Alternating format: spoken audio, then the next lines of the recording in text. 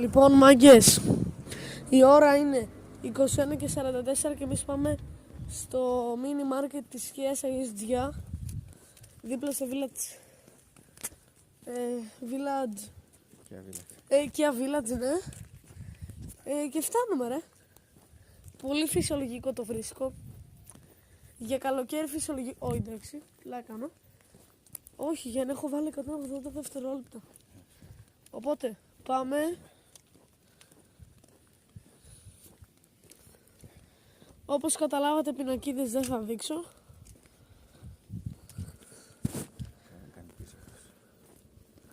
Αλλά φτάνουμε.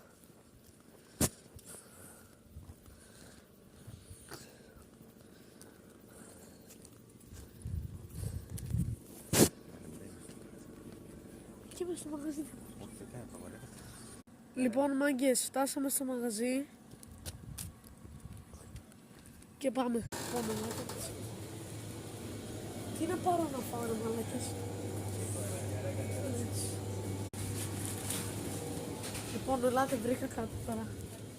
Λοιπόν, εμένα κατευθείαν όμως το μάτι μου έπαιξε εδώ στο πάγκο στεριού. Λοιπόν, μάγκες, θα πάρω ένα στεριού, έτσι ένα σινιάρα εδώ. Και κάτι να πιω. Επίσης πήρα και γιαουρτάκια να φάω.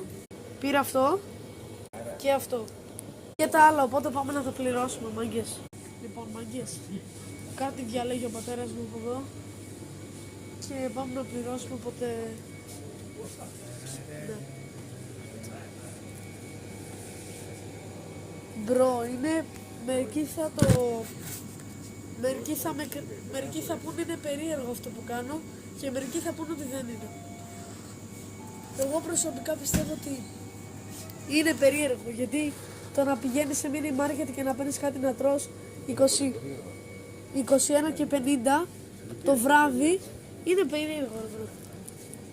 Είναι περίεργο. Πάμε να πληρώσουμε όμως. Το αφήσω. Ωραία είναι.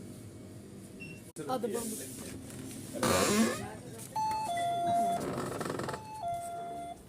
Νίκο, περίμενε λίγο εδώ να ξεστεί. Κάτι πρόειλε, ένα στο κατάλογο. Οπότε αυτό είναι το βίντεο. Σας άρεσε, κάντε ένα like, ένα subscribe και εμείς θα τα πούμε στο επόμενο βίντεο. Ψέματα λέει, όταν δεν το πιστεύετε, Φιλιά πολλά!